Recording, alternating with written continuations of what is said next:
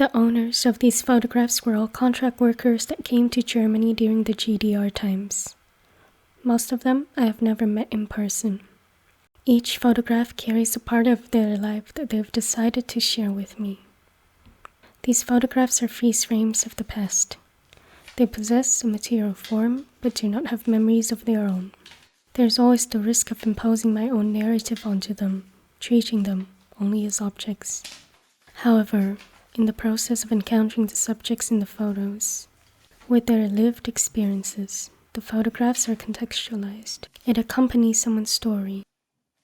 To describe an experience in the past, of a place that no longer exists, to a person who did not live during that time, extends the process beyond the immediate vicinity of only those who were witnesses. They allowed me, a stranger, to remember with them, for their memories to also be inhabited within me. In this space of exchange and dialogue, these different personal memories can encounter each other. The first message reads, Dear Hằng, I came to the GDR in 1981 to Cottbus. There were political structures that are similar to the one back home in Vietnam. Each team came with a leader. I was first the leader of a labor unit for 3 years. After that, I took part in the youth union and then I became a specialized official. Finally, I became youth union secretary. Many of the contract workers were very young when they came. The youth union plays a big role in helping these newcomers to integrate into their new life. It also helps build a sense of community and support amongst the workers. The union held many activities to help establish this. We had football tournaments and theater plays. All of these unions and units of labor were dissolved after reunification of Germany. Here are photographs that I still kept. Sincerely, Trịnh Đức Thường.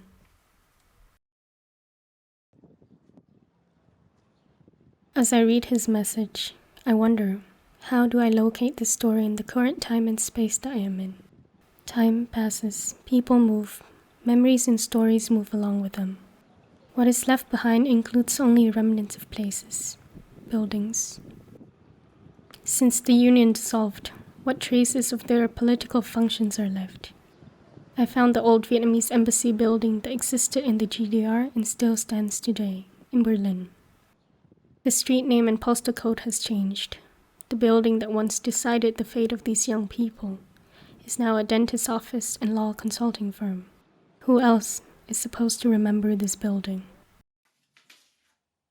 The second message reads, Dear Hằng, I arrived in the GDR in 1982. It was very difficult at first because they would control us like school children. That year, there was a football tournament, World Cup España. We wanted to watch the games but weren't allowed to. We barely spoke German.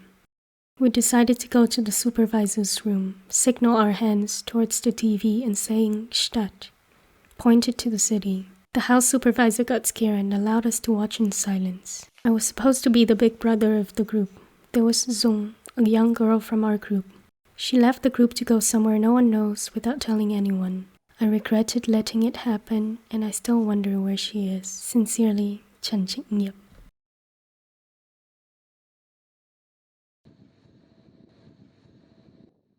I wonder how common these stories are amongst the contract workers. The struggle with the new language, the strict control and regulation of the living environment, the relationship left unfinished, unknown. Here in Berlin, I found one of the biggest dormitories that hosted contract workers during that time, Straße 1. The building complex is now vacant, overgrown with plants and graffiti marks. Someone with a parallel story to the one I just read lived here.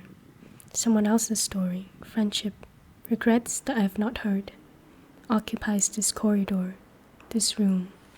I stand in what used to be their space, but being at a distance from them. The third message reads, Dear Hằng, I came to the GDR in January 1988. My team works at a factory manufacturing trains, S-Bahns and U-Bahns called VEB LEV in Hennigsdorf, just outside of Berlin. I wonder if the public transport has changed much. If you have time, I would like to see these places again. How far away is Hennigsdorf from you? I would like to ask you for a favor. I have a friend who was my colleague during my time working there. We were very close. She saw me like a brother. This is a photo we took together in 1988. She also visited me for my birthday and wrote me a card. If you visit her now, she will be roughly around 60 to 70 years old. Sincerely, Nguyen.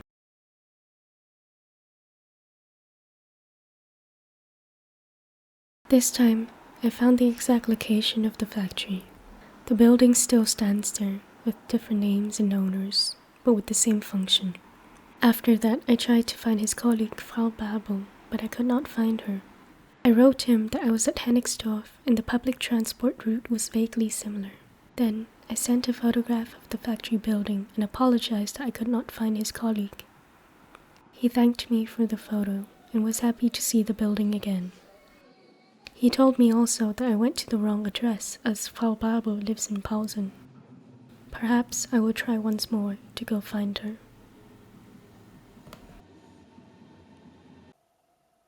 These photographs and stories come from everyone and everywhere.